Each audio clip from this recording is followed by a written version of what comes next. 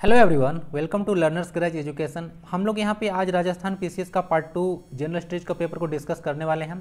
UP और AC और state exams में आपको फ़ायदा पहुँचाएगा। बाकी वनडे एग्जाम्स में भी आपको यह बहुत बेनिफिशियल होगा। तो आगे बढ़ने से पहले आप लोग देख लीजिए, चैनल को सब्सक्राइब कर लीजिएगा और वीडियो को लाइक करके अगर कोई फीडबैक हो तो उसको कमेंट बॉक्स में जरूर दें। तो चलिए शुरू करते हैं। आज का फर्स्ट क्वेश्चन है डीबीटी के बारे में। इसको बोलते हैं full form direct benefit transfer. तो जब इस योजना को 1 जनवरी 2013 को लॉन्च किया गया था, ओके। तो इस योजना को लॉन्च करने का मतलब पर्पस क्या था?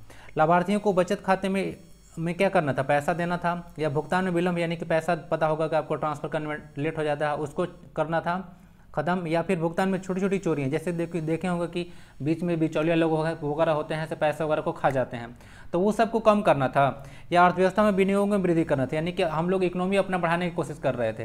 तो देखिए ऊपर से जो 3 है वो ABC ऑप्शन सारा पर्पस था, लेकिन हम लोग को अर्थव्यवस्था में इसका कोई कॉन्ट्रीब्यूशन नहीं था। हम लोग चाहते थे कि पैसा डायरेक्ट अकाउंट में ट्रांसफर हो, लेट ना हो, और जो बीच में पैसा जो खा जाते हैं वह यह ना हो, ठीक है। डायरेक्ट जो है से क्या हो, जैसे पैसा उन लोगों के अकाउंट में ट्रांसफर हो, इसको बोलते हैं डायरेक्ट बेनिफिट ट्रांसफर। LPG वगैरह देखे होंगे, सब्सिडी वगैरह दिया जाता है, तो उसका पैसा डायरेक्ट बैंक अकाउंट में लोगों को दिया जाता है। तो 1 जनवरी 2013 से यह योजना चल रहा है। तो इसका ऑप्शन नंबर डी हो गया। क्वेश्चन में देख लीजिएगा, नहीं लिखा हुआ है, ओके ना, तो इसको ध्यान से पढ़ लीजिएगा। तो यह अर्थव्यवस्था में विनियोग में वृद्धि करना इसका पर्पस नहीं था, बाकी तीनों था जो मैं डिस्कस किया।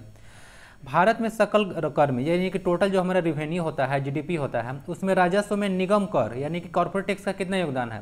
देखिए 32% इसका योगदान होता है कॉर्पोरेट टैक्स का। बाकी थोड़ा सा इसको चर्चा करेंगे हम लोग आगे। देखिए टैक्स जो होता है यहाँ से साफ साफ लिखा हुआ है, गवर्नमेंट का होता है, से वो काम करने के लिए जरूरी होता है। और जो है सबसे मेजर सोर्सेस में देखिए कॉर्पोरेशन टैक्स है, टैक्स ऑन इनकम है, कस्टम्स है, ठीक है, यूनियन एक्साइज ड्यूटीज है, सर्विस टैक्स है, and several tax other taxes है।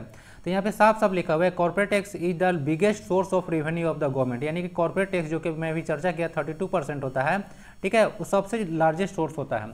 अब ऐसे यहाँ पे देखे होंगे कि बहुत सारा जो टैक्सेस होता है उसको सबसिम करके GST लाया गया। GST का फुल फॉर्म आप लोग पता रखिएगा, गुड्स एंड सर्विसेज टैक्स होता है, गुड्स एंड सर्विसेज टैक्स। कहीं कहीं गुड और सर्विस भी सब लिखता है, तो गलत है यार, सही लिखा हुआ है goods and services tax. Goods मतलब आर्टिकल्स होता है, वस्तुएं। अगर इसके बारे में GST के बारे में बात कीजिएगा तो 122nd कॉन्स्टिट्यूशन अमेंडमेंट बिल था, याद रखिएगा बिल, और 101वां एक्ट था, याद रखिएगा इसके बारे में।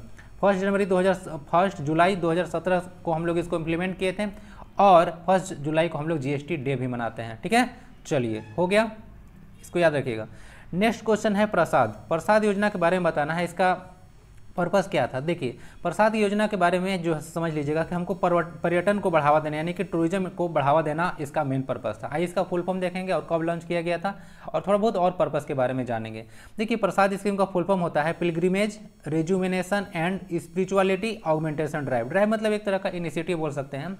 रेजुमिनेशन मतलब होता है कुछ चीज़ को नया करना, निर्माण करना, और ऑगमेंटेशन मतलब उसको वृद्धि करना। तो हम लोग चाहते थे कि जो हमारा हेरिटेज साइट्स है या कल्चरल साइट्स है उसको क्या करना है, उसको जो है से हमको थोड़ा सा मतलब रिपेयर करना है, या उसको टूरिज्म पर बढ़ावा देना है। क्योंकि अगर आप लोग ध्यान से देखिएगा तो टूरिज्म का इससे बहुत बड़ा कंट्रीब्यूशन होता है हमारा GDP में। चर्चा करते हैं थोड़ा सा, तो इसका फुल फॉर्म याद रखिएगा, ठीक है। चलिए, तो लॉन्च किया गया था इसको 2014-15 में। अब मिनिस्ट्री ऑफ टूरिज्म इस काम करता है, याद रखिएगा प्रसाद स्कीम को इम्प्लीमेंट करने का कार्य मिनिस्ट्री ऑफ टूरिज्म करता है। इसका पर्पस यही था, development and rejuvenation of pilgrimage destination, यानी कि डेवलपमेंट करना था। और अगर कहीं देख रहे होंगे कि अगर कोई ढह रहा है तो उसको निर्माण भी कराना होता है। जैसे कि अगर हम लोग बात कीजिएगा तो पलामू किला देखिए, एक तरह से बहुत उसका अगर देखा जाए तो टूरिज्म पर भी इसको विकसित किया जा सकता है, लेकिन झारखंड सरकार उस पर ध्यान नहीं दे रही है। सारा चीज़ बहुत तो ढह गया है, मतलब लगभग अब खत्म हो चुका है। मैं तो 4-5 साल पहले वहाँ विजिट किया था, अब पता नहीं क्या हुआ उसका सिचुएशन, बट उसको ऐसे डेवलप किया जा सकता था। तो प्रसाद स्कीम लाया गया था कि ऐसा ऐसा जो हेरिटेज साइट्स है, ठीक है, थोड़ा बहुत मोन्यूमेंट्स है, उसको डेवलप किया जा सके और टूरिज्म को बढ़ावा दिया जा सके। थोड़ा सा अगर बात कीजिएगा तो इसका नया नाम प्रसाद कर दिया गया, ध्यान दीजिएगा, जो SAD था SH डाल दिया गया। सारा जो है से वही है, H4 हेरिटेज होता है ना, H4 हेरिटेज होता है, बाकी सारा फुल फॉर्म वही है, याद देख लीजिएगा इसको। अब थोड़ा सा बात कर रहा हूँ मैं टूरिज्म के बारे में। तो टूरिज्म देखिए हमारा GDP में इसका 6.8% कॉन्ट्रीब्यूशन है हमारा GDP में, 6.8%, ठीक है, GDP में है। किसका डाटा है? वर्ल्ड जो है से ट्रेड एंड टूरिज्म कॉर्पोरेशन है, जिसका हेडक्वार्टर लंदन में है, उसके अनुसार, ये रिपोर्ट के अनुसार जो है से मेरा 6.8% है, इसे जीडीपी में कंट्रीब्यूशन करता है टूरिज्म इंडस्ट्री। थोड़ा सा वर्ल्ड लेवल पर बात कीजिएगा तो वर्ल्ड टूरिज्म डे हम लोग 27 सितंबर को मनाते हैं और 2021 का थीम याद रखिएगा, टूरिज्म फॉर इंक्लूसिव ग्रोथ इसका थीम था 2021 के लिए।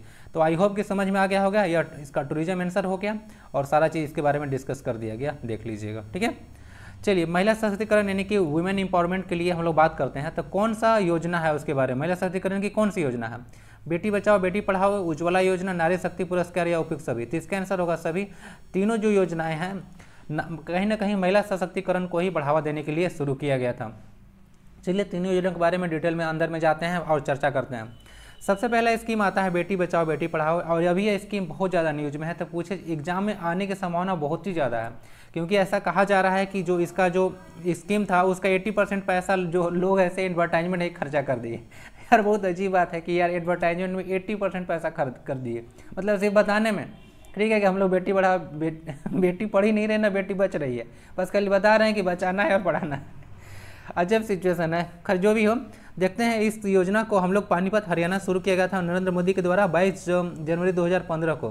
ठीक है, क्योंकि हरियाणा में सेक्स रेशियो बहुत ही कम है। ठीक है, अगर थोड़ा सा इसको याद रखिएगा तो स्कीम जो है ट्राई मिनिस्ट्रियल है, यानी कि 3 मिनिस्ट्री इसको मिलकर चलाता है। इंपॉर्टेंट है, याद रखिएगा।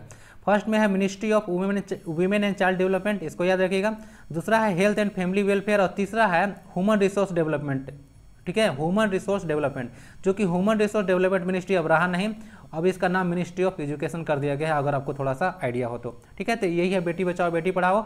अब बात करते हैं हम लोग प्रधानमंत्री उज्ज्वला योजना। तो प्रधानमंत्री उज्ज्वला योजना में मेनली रूप से जो अगर देखे होंगे कि क्या होता है कि जो हम गैस पर जो खाना मतलब महिलाओं को गैस सिलेंडर प्रोवाइड किया गया था कनेक्शन। ठीक है, देखिए यही इसका मतलब मेन रूप से फोकस था कि हम लोग को गैस सिलेंडर प्रोवाइड कराना है, क्योंकि अगर देखे होंगे तो गांव वगैरह में लकड़ी वगैरह चूल्हा पर खाना बनता है तो उससे बहुत सारा धुआं उठता है और महिलाओं का हेल्थ उससे खराब होता है। ठीक है, तो अगर इसी पर्पज़ को क्या करने के लिए, टैकल करने के लिए या कह सकते हैं प्रॉब्लम को टैकल करने के लिए इस योजना को शुरुआत किया गया था। और यहाँ से लॉन्च ईयर देख लीजिए 2016 में किया गया था। ठीक है, और इस मिनिस्ट्री को इंप्लीमेंट करने का कार्य है ministry of petroleum and natural gas. याद रखिएगा, मिनिस्ट्री ऑफ पेट्रोलियम और नेचुरल गैस के अंतर्गत ये आता है। नेक्स्ट आता है नारी शक्ति पुरस्कार। देखिएगा 1999 में इसको शुरू किया गया था। 1 से 2 लाख रुपया दिया जाता है। पहले इसका नाम ना स्त्री पुरस्कार था ना, स्त्री शक्ति पुरस्कार था, बाद में इसको नारी शक्ति पुरस्कार किया गया था नाम। ठीक है, तो इसका ओरिजिनल नाम 1999 में शुरू किया गया था। और देख लीजिएगा इसका जो मिनिस्ट्री है ministry of women and child development के अंतर्गत ये आता है, याद रखिएगा। और इसमें पुरस्कार महिलाओं को दिया जाता है या कोई ऑर्गेनाइजेशन को भी दिया जाता है। जैसे कि आप लोग देख सकते हैं कि अगर कोई महिला अगर कोई वीमेन एम्पावरमेंट के लिए अगर बहुत ज़्यादा कंट्रीब्यूशन करती है तो उसको यह पुरस्कार दिया जा सकता है। आई होप कि सब सारा स्लाइड क्लियर होगा। ओके, तो देख लीजिएगा इसको। ओके, तो इसका आंसर हो गया उपयुक्त सभी, यानी कि ऑल ऑफ द एबव। ठीक है, बेटी बचाओ बेटी पढ़ाओ, उज्ज्वला योजना और नारी शक्ति पुरस्कार सभी महिला सशक्तिकरण यानी कि वुमेन एम्पावरमेंट के लिए ही है। ओके, आई होप कि क्लियर होगा। चलिए अब राजकोषीय घाटा यानी कि फिस्कल डेफिसिट के बारे में बात करते हैं। तो फिस्कल डेफिसिट क्या होता है? मौद्रिक घाटा माइनस बजटीय घाटा या चालू व्यय माइनस चालू आय का अंतर, या योजना या गैर योजना व्यय, या बजट घाटा और आंतरिक एवं बाहरी उधार में विशुद्ध का योग। देखिए इसका आंसर होगा डी, यानी कि बजट घाटा, यानी कि जो आपका होता है मतलब एक बजट डेफिसिट होता है, प्लस में जो अंदर में बाहर में जितना सारा घाटा होता है वो सबका मिला दिया जाता है। थोड़ा सा इंग्लिश में इसको देखते हैं, हिंदी में भी थोड़ा सा हमको प्रॉब्लम रहता है। देखिए ऐसा क्या होता है कि जिसकी फिस्कल डेफिसिट अगर देखिएगा तो एक बजट डेफिसिट हो गया, प्लस में आप देखिएगा तो बोरोइंग होता है, मतलब कहीं से उधार पधार आप ले लिए हैं, प्लस में अदर लाइबिलिटी यानी कि जहाँ से आप लोग देखते होंगे कि जो कहीं से अगर बाहरी उधारी है, ठीक है, तो सबको अगर मिला जुला दीजिएगा तो आपका जाके बजटरी डेफिसिट आ जाता है। अगर गवर्नमेंट के रेवेन्यू के बारे में बात कीजिएगा तो देखिए सबसे ज़्यादा जो है से बोरोइंग्स और अदर लाइबिलिटी यानी कि कहीं से हम लोग उधारी वगैरह लेकर ही सबसे ज़्यादा रेवेन्यू लेते हैं।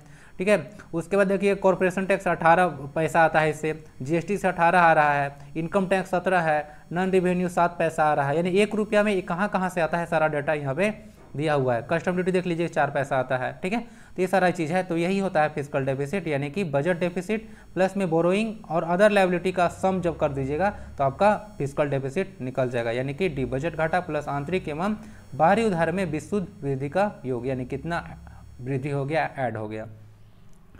चलिए यहाँ से बात करते हैं लोग से कौन से धातुओं का कौन सा मुलायम धातु का उदाहरण है। तो मुलायम मतलब सॉफ्ट मेटल की बात कर रहा है। तो ये लिथियम और पोटेशियम होता है ना, लिथियम और पोटेशियम, याद रखिएगा लिथियम पोटेशियम। लो आप सोडियम पोटेशियम वगैरह को अपना चाकू से भी काट सकते हैं, इतना मुलायम होता है, ठीक है, इसको याद रखिएगा। और बहुत ज़्यादा रिएक्टिव मेटल भी होता है जनरली, आप देखिएगा पोटेशियम वगैरह जो होता है ये सब मतलब बहुत रिएक्टिव होता है, बहुत ज़्यादा आग पकड़ लेता है इसे नॉर्मली। तो चलिए थोड़ा सा और बात कर लेते हैं। यहाँ पे दिए हुआ है गोल्ड और प्लेटिनम। तो याद रखिएगा गोल्ड और प्लेटिनम जो होता है सबसे लीस्ट रिएक्टिव है, सबसे लीस्ट जो है से प्लेटिनम है, उसके पहले जो है से गोल्ड है, ठीक है। तो सबसे लीस्ट रिएक्टिव है प्लेटिनम हो गया। कॉपर सिल्वर में थोड़ा सा बात कीजिएगा। सिल्वर सबसे अच्छा मतलब हाँ सुचालक है, यानी कि कंडक्टर है, गुड कंडक्टर है। उसके बाद कॉपर आता है, मतलब गोल्ड आता है लेकिन कॉपर हम लोग यूज करते हैं। तो सिल्वर और कॉपर सबसे ज़्यादा होता है, सिल्वर, गोल्ड एंड कॉपर। चलिए सारा हो गया, कुछ देख लीजिएगा। अब मेटल जो है ना से इलेक्ट्रिक करंट कैरी करता है क्योंकि उन लोग पास फ्री इलेक्ट्रॉन्स होता है। करंट कैरी करने के लिए दो चीज़ रिस्पॉन्सिबल होना चाहिए, एक होता है आपका देख लीजिएगा फ्री इलेक्ट्रॉन्स और दूसरा होता है आयंस, ठीक है, तो आयंस। तो चलिए दाब का ऐसा ही मतलब बोलना है, यानी कि प्रेशर का ऐसा यूनिट। तो प्रेशर का ऐसा यूनिट पास्कल होता है ना, पास्कल। एंगस्ट्रम क्या होता है? एंगस्ट्रम आप लोग देखे होंगे, हम लोग एटॉमिक रेडियस वगैरह नापते हैं, थोड़ा सा अगर ध्यान से देखिएगा तो एक एंगस्ट्रम में आपका एंगस्ट्रम का साइन ऐसे होता है ना 10⁻⁻10 मीटर होता है, एटॉमिक साइज होता है। याद रखिएगा एटम का साइज ऊपर नापते हैं, ठीक है, बहुत स्मॉल मतलब रेडियस टाइप का कुछ होता है। एक हो गया एक एंगस्ट्रम। उसके बाद न्यूटन क्या होता है? न्यूटन फोर्स का यूनिट होता है। अगर एक न्यूटन देखिएगा, ठीक है, तो एक न्यूटन बराबर होता है 1 kg मीटर पर सेकेंड स्क्वायर, ठीक है, ये होता है एक न्यूटन के बराबर। और नेक्स्ट है आपका केल्विन, है ना। तो केल्विन देखिए याद रखिएगा, केल्विन जो होता है वही आपका जो है से टेम्परेचर का ऐसा यूनिट होता है। सेल्सियस टेम्परेचर का ऐसा यूनिट नहीं होता है, केल्विन होता है, ठीक है। और एक केल्विन में कितना होता है? 273 डिग्री प्लस सेल्सियस जोड़ दीजिएगा, आपका केल्विन में कन्वर्ट हो जाएगा, ठीक है। तो ये सारा चीज़ कुछ होता है। चलिए अब विद्युत धारा का सही मात्रक क्या होता है? तो विद्युत धारा का सही मात्रक एम्पियर होता है। इसके बारे में थोड़ा सा आइडिया रखिएगा। I बराबर होता है Q/T, ठीक है। अब इसका यूनिट एम्पियर हो गया, ठीक है। एम्पियर को यही से डिनोट करते हैं। और एक इंटरेस्टिंग चीज़ है, इसको नापने का एक यंत्र होता है, उसका भी नाम अमीटर है, और उसको भी हम लोग यही से डिनोट करते हैं, ठीक है, वोल्ट मीटर को, ठीक है। वोल्ट क्या होता है? वोल्ट होता है वो इसका मतलब वोल्टेज नापने का यूनिट होता है। वाट होता है आपका वाट पावर को नापने का, यानी कि शक्ति नापने का यूनिट होता है। ओम होता है रेजिस्टेंस नापने का, ओम ऐसा साइन होता है ओम का, ठीक है। तो सारी चीज़ हो गया। नेक्स्ट स्लाइड को मूव करते हैं। आंसर आपका एम्पियर हो गया ना, विद्युत धारा का सही मात्रक एम्पियर होता है। प्रत्यावर्ती धारा यानी कि एसी को, इसको एसी बोलते हैं, को डीसी यानी कि डिश धारा में बदलने के लिए किसका प्रयोग किया जाता है? तो इसका आंसर रेक्टिफायर हो गया, ठीक है। क्या हो गया? रेक्टिफायर। डायनोमो के आप छोटा सा ना जनरेटर बोल सकते हैं, जनरेटर। अब जनरेटर क्या करता है? जनरेटर जो होता है से आपका मैकेनिकल एनर्जी को इलेक्ट्रिकल एनर्जी में कन्वर्ट कर देता है। ध्यान दीजिएगा, डायनेमो मैकेनिकल एनर्जी को इलेक्ट्रिक एनर्जी में कन्वर्ट कर देता है, और मोटर जस्ट उल्टा करता है, यानी कि इलेक्ट्रिकल एनर्जी को मैकेनिकल एनर्जी में कन्वर्ट करता है। देखिए मैकेनिकल एनर्जी जैसे ज़्यादा कुछ लफड़ा नहीं है। मैकेनिकल मतलब कुछ काम करना, सिंपली आपके घर में फैन होगा, देखिए उधर से बिजली लेता है, उसको घुमा देता है, तो कुछ काम कर रहा है। तो इलेक्ट्रिकल हो गया मैकेनिकल में, ठीक है। तो समझ लीजिए कि मोटर होता है, जनरेटर जस्ट उसका उल्टा होता है। जनरेटर को ही डायनो में बोल सकते हैं, छोटा जनरेटर, ठीक है, उसको डायनो में बोलते हैं। ट्रांसफार्मर जो है से आप लोग का देखिए वोल्टेज को रेगुलेट करता है, यानी कि कम करने का काम करता है। जैसे आप लोग जनरली देखे होंगे आप अपने मतलब शहर कस्बे या गांव में कि 11,000 का वोल्टेज आता है, उसको ट्रांसफार्मर को देता है, उसके बाद 220 वोल्ट जो है से निकल के आता है। तो ट्रांसफार्मर जो होता है से वोल्टेज को रेगुलेट करने का काम करता है, तो इसको याद रखिएगा। और ट्रांसफार्मर दो तरह का होता है, step up transformer and step down transformer. तो आपका आंसर हो गया रेक्टिफायर। याद रखिएगा एसी को डीसी में कन्वर्ट करने के लिए रेक्टिफायर का यूज करता है। अच्छा हाँ, अगर डीसी को एसी में करना हो तो उसके लिए हम लोग इन्वर्टर यूज करते हैं ना, जो इन्वर्टर आप लोग बोलते हैं, ठीक है। डीसी को एसी में इन्वर्टर करता है। लगाएं कि नहीं इन्वर्टर घर में? सब कोई लगाया होगा। चलिए अगर संचार युक्त यानी कि हम लोग यहाँ पे बात करते हैं यहाँ पे कम्युनिकेशन के बारे में, ठीक है। तो जो देश और महाद्वीप यानी कि देखिए बहुत लोकल लेवल पर क्या होता है, एक घर में एक नेटवर्क होता है, बहुत सारा कोई ऑर्गेनाइजेशन होता है, तो वहाँ पे वैन लगा देते हैं, ठीक है, मतलब कोई एक सिटी में, ठीक है। तो यही सारा होता है। कोई बड़ा सिटी है, मेट्रोपॉलिटन एरिया नेटवर्क हो गया, लोकल एरिया नेटवर्क हो गया। यानी कि लोकल एरिया नेटवर्क क्या होता है? अपना शहर मतलब घर में लगाते हैं, ठीक है। मैन होता है कि अगर कोई सिटी वगैरह में हम लोग नेटवर्क देना होता है तो वहाँ पे लगाते हैं, ठीक है। और अगर कोई देश या महादेश को जोड़ना होता है उसके लिए वाइड एरिया नेटवर्क का यूज किया जाता है, यानी कि WAN। तो करेक्ट आंसर आपका डी हो गया, ठीक है। देख लीजिए लैन कहाँ यूज होता है? लैन यूज होता है एक जनरली गांव में या 2-4 गांव मतलब घर में, ठीक है, मतलब घर में यूज होता है जनरली, ठीक है। मैन होता है मेट्रोपॉलिटन एरिया नेटवर्क, ठीक है, कोई नगर वगैरह सिटी वगैरह में हम लोग नेटवर्क को देने के लिए इसको यूज़ करते हैं, ठीक है। नेक्स्ट क्वेश्चन है भारत में साइबर सिक्योरिटी पॉलिसी, ठीक है ना, राष्ट्रीय जो है से साइबर सिक्योरिटी पॉलिसी के बारे में बात कर रहे हैं। तो 2013 में इसको शुरुआत हुआ था, याद रखिएगा, साइबर सिक्योरिटी के लिए, ठीक है। ई गवर्नेंस के बारे में याद रखिएगा, ई गवर्नेंस जो है से किसके द्वारा विकसित किया गया है, तो ये ई गवर्नेंस का जो सिस्टम होता है वो नेशनल इंफॉर्मेटिक्स सेंटर के द्वारा शुरू किया जाता है, ठीक है। ई मतलब अच्छा, जो ई गवर्नेंस होता है, ई का मतलब होता है इलेक्ट्रॉनिक ना, ई कभी को पूछा जाता है कि इलेक्ट्रॉनिक जो ईमेल करते हैं उसमें ई का क्या मतलब है, तो ई का मतलब होता है इलेक्ट्रॉनिक। जैसे कि अब देखिएगा कि ई गवर्नेंस मतलब इलेक्ट्रॉनिक के माध्यम से ना गवर्नेंस कर रहे हैं, यानी कि शासन चला रहे हैं। देखे होंगे कि अब जो है से हम लोग जो है से गवर्नमेंट जो होता है क्या चलता है, डायरेक्ट कहीं ना कहीं जो है से अब पूरा चीज़ ऑनलाइन हो गया, ठीक है, हर एक चीज़ ऑनलाइन हम लोग कर सकते हैं, तो उसको ई गवर्नेंस बोला जाता है। एक वेबसाइट देख लीजिएगा, ऐसे एग्जाम्पल है MyGov.nic, इंडिया का वेबसाइट है इंडियन गवर्नमेंट का। तो NIC में वही NIC जो है से नेशनल इंफॉर्मेटिक्स सेंटर है, ठीक है, इसको याद रखिएगा, ओके। चलिए, तो ई गवर्नेंस इसी के द्वारा विकसित किया गया है। नेशनल पॉलिसी ऑन इलेक्ट्रॉनिक्स, इसका याद रखिएगा, का अनुमोदन हुआ था 2012 में, वह राजस्थान PCS में आया था क्वेश्चन, तो इसको याद रखिएगा, 2012 में नेशनल पॉलिसी ऑन इलेक्ट्रॉनिक्स का अनुमोदन हुआ था। अंतरिक्ष विभाग का मुख्यालय बताना, यानी कि जो स्पेस आपका डिपार्टमेंट है उसका आपको बता रहा है हेडक्वार्टर, तो बेंगलुरु में है, ठीक है, कर्नाटका, ठीक है। कर्नाटका को आप लोग ना साइंस सिटी या स्पेस सिटी भी कहते हैं, क्योंकि इसरो का हेडक्वार्टर यही है, ठीक है, इसरो यही है, अंतरिक्ष विभाग का मुख्यालय, हेडक्वार्टर इसरो का बोला जाता है। इंडियन स्पेस रिसर्च ऑर्गेनाइजेशन है ना, इसरो, भारत में जितना भी आप लोग देखे होंगे सैटेलाइट ये सब का कार्य होता है, रॉकेट वगैरह का, वो इसरो ही देखता है, ठीक है। 15 अगस्त 1969 को इसका स्टेब्लिशमेंट किया गया था इसरो का। चलिए, भारत में मंगल ऑर्बिटल, जो मंगल ऑर्बिटर होता था जिसको हम लोग मॉम भी बोलते हैं, मार्स ऑर्बिटल मिशन, वह कब मतलब कहाँ से छोड़ा गया था, तो श्रीहरिकोटा आंध्र प्रदेश से छोड़ा गया था, इसको याद रखिएगा ना, श्रीहरिकोटा आंध्र प्रदेश छोड़ा गया था। चर्चा करते हैं मार्स ऑर्बिटल मिशन के बारे में। 5 नवंबर 2013 को इसको लॉन्च किया गया था, यानी कि विराट कोहली के जन्म का दिन, और जो रॉकेट इसको छोड़ा था उसका नाम था PSLV C-25, ओके, याद रखिएगा।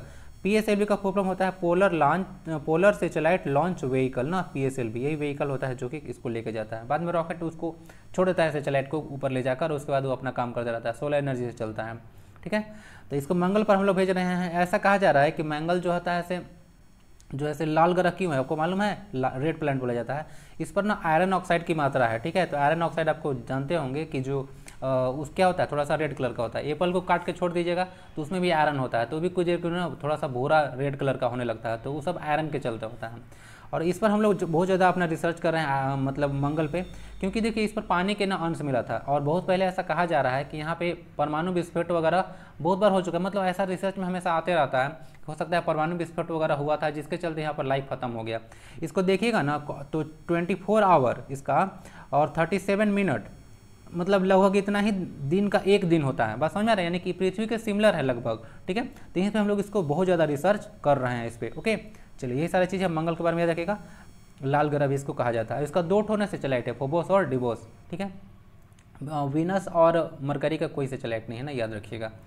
चलिए, अच्छा थोड़ा सा चर्चा कर देते हैं आप लोग को। देखिए, प्रथम 4 प्लैनेट जो आपका है, मरकरी है, वीनस है, अर्थ है, ठीक है, और मार्स है, ठीक है।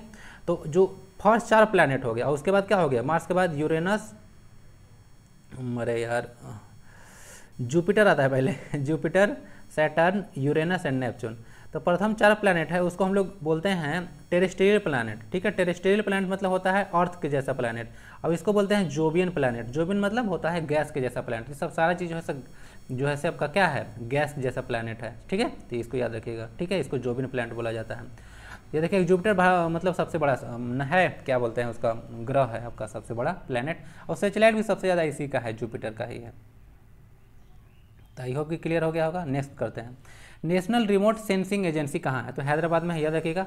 जो आपका विक्रम साराभाई दिख रहे हैं, विक्रम साराभाई, तो वही इसको इस्टेब्लिशमेंट किए थे, किसका, नेशनल रिमोट सेंसिंग एजेंसी का, हैदराबाद में है, विक्रम साराभाई ही इसके इस्टेब्लिशमेंट किए थे, ठीक है। तो चलिए देख लीजिए इसके बारे में। और रिमोट सेंसिंग का कार्य क्या होता है, देखिए रिमोट सेंसिंग अगर कोई सेंटर है तो वहाँ पे बहुत सारा डाटा वगैरह इकट्ठा किया जाता है, जैसे कि मौसम के संबंधित, कब बारिश होने वाला है, क्या होने वाला है, कब तूफान आने वाला है, कब आपदा आने वाला है, तो ये सब चीज़ जानकारी वगैरह इकट्ठा किया जाता है ना। तो ये इसके बारे में थोड़ा सा आइडिया रखिएगा। यही होता है रिमोट सेंसिंग एजेंसी या सेंटर होता है, ठीक है। तो हैदराबाद में आपका दिखेगा, हैदराबाद आंध्र प्रदेश ना, वैसे तो अब आंध्र प्रदेश, हैदराबाद जो है से तेलंगाना का राजधानी बन गया, और आंध्र प्रदेश का न्यू राजधानी हो गया विजयवाड़ा, ठीक है। चलिए, भारत का प्रथम स्वदेशी युद्ध टैंक देखे होंगे, बहुत सारा चीज टैंक लेके जाते हैं हम मैदान में हम लड़ाई करने, तो विजयन था पहला भारत का टैंक, स्वदेशी था ना, याद रखिएगा, नहीं कि भारत में हम लोग खुद बनाए थे, तो विजयन था, याद रखें। मानव शरीर की सबसे बड़ी ग्रंथि कौन है? चलिए, सबसे बड़ी ग्रंथि यानी कि आपको अंक पूछा है, ठीक है, एक तरह से ऑर्गन, तो सबसे बड़ा है यकृत, लीवर, याद रखिएगा। थोड़ा सा नेक्स्ट स्लाइड में क्लियर करता हूँ। देखिए यहाँ से ध्यान से देखिएगा कि यहाँ पे मैं बात कर रहा हूँ लार्जेस्ट इंटरनल ऑर्गन के बारे में, जो लीवर है, लेकिन अगर एक्सटर्नल बोलेंगे तो उसका आंसर स्किन होगा। बाकी सारा चीज़ देख लीजिएगा। जो सबसे लंबा बोन होता है फीमर बोलते हैं उसको, जो कि आपका जांग का हड्डी होता है। स्मॉलेस्ट बोन स्टेपिस होता है, जो कि आपका कान का होता है, ठीक है। और सबसे हार्ड बोन होता है हम लोग का टूथ का एनामेल, ठीक है, दांत का। और सबसे मसल भी उसी का होता है, जॉ का मसल, जो जबड़ा होता है हम लोग का, सबसे मजबूत होता है। और सबसे लार्जेस्ट मसल कौन होता है? ये होता है ग्लूएस मसल ब्लॉक होता है, ठीक है। कहीं ग्लूटेस मैक्सिमस नाम है इसका, ठीक है, बुटो का मसल होता है। थोड़ा सा और देखिएगा यहाँ से, तो ये हो गया। सबसे छोटी ग्लैंड होता है पीनियल ग्लैंड होता है। लार्जेस्ट आर्टरी होता है आवर्टा, और स्मॉलेस्ट ब्लड वेसल होता है आवर्टा, ठीक है, याद रखिएगा इसको। और स्मॉलेस्ट ब्लड वेसल कौन होता है? आवर्टा। तो देख लीजिए, स्मॉलेस्ट ब्लड वेसल कैपिलरी होता है ना, सॉरी। और सबसे ज़्यादा हमारा बॉडी में जो एलिमेंट पाया जाता है वो ऑक्सीजन, ध्यान दीजिएगा, एलिमेंट। सबसे ज़्यादा अगर हम बताएं मिनरल तो होता है कैल्शियम। सबसे ज़्यादा कंपाउंड जो होता है, जो कंपाउंड होता है वो होता है वाटर।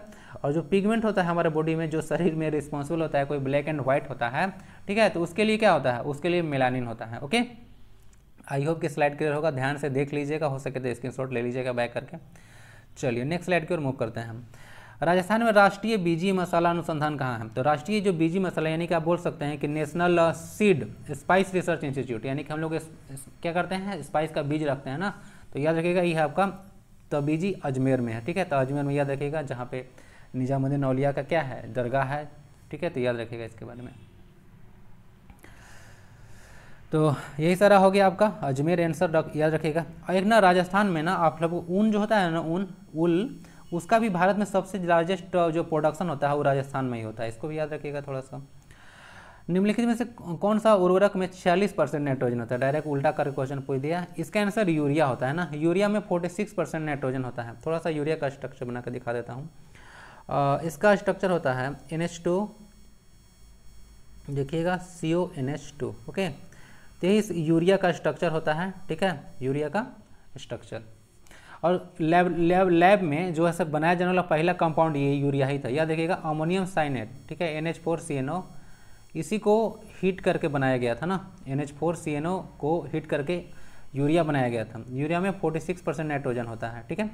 चलिए थोड़ा सा और बात कर लेता हूँ, जैसे कि एक DAP होता है ना, DAP में 18% यूरिया होता है, नाइट्रोजन होता है, याद रखिएगा, 18% यूरिया होता है और 40% इसका में 18% नाइट्रोजन होता है और 40% फास्फोरस होता है DAP। अभी फिलहाल DAP न्यूज में है तो इसको याद रखिएगा, 18% नाइट्रोजन और 46% फास्फोरस होता है DAP के अंदर।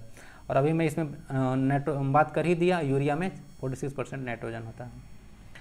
चलिए इसको देखते हैं, थोड़ा सा सूची 1 को मिलान करना है। जीवाणु यानी कि बैक्टीरिया से कौन रोग होता है? देखिए डायरेक्ट आंसर बताता हूँ। बैक्टीरिया जनित रोग है टाइफाइड, ठीक है। और कवक मतलब एक तरह से फंगस होता है। दांत खाद खुजली जो होता है वो दाग होता है। प्रोटोजोआ होता है मलेरिया, मतलब मलेरिया होता है प्रोटोजोआ के चलते, और विषाणु के चलते जुकाम, यानी कि जो सर्दी खांसी हो जाता है उसको बोलते हैं, ठीक है। चलिए थोड़ा सा बात कर लेते हैं इसके बारे में। देखिए नेक्स्ट स्लाइड में, देखिए मलेरिया जो होता है एक प्लाज्मोडियम होता है, ठीक है, प्लाज्मोडियम होता है। जैसे आप लोग देखें ना, जो मलेरिया है एक प्रोटोजोआ है, तो ये प्लाज्मोडियम प्रोटोजोआ होता है, ठीक है। क्या होता है? प्रोटोजोआ प्लाज्मोडियम होता है। और प्लाज्मोडियम देखिए एक तरह से जो एडिस, जो आपका देखे होंगे फीमेल एनाफिलिस जो मॉस्किटो होता है उसके चलते होता है। तो देखिए मच्छर काटने से नहीं होता है, मच्छर के लेग में ही प्लाज्मोडियम होता है। तो जब वो मच्छर काटती है तो हमारे ब्लड में चला जाता है, तो इसी चलते हमारा क्या हो जाता है, जो है मलेरिया हो जाता है। अब मलेरिया RBC को प्रभावित करता है, रेड ब्लड सेल्स को, जिसका टाइम पीरियड आपका देखे होंगे 100 से 120 दिन होता है, ठीक है। चलिए टाइफाइड जो होता है इसका याद रखिएगा बैक्टीरिया के चलते होता है। इसको नाम है साल्मोनेला टाइफी, बैक्टीरिया का नाम याद रखिएगा। टाइफाइड एक बैक्टीरिया के चलते होता है। और एक TB जिसको आप लोग बोलते हैं ट्यूबरकुलोसिस, शॉर्ट में इसको TB बोलते हैं, हिंदी में तपेदिक बोला जाता है।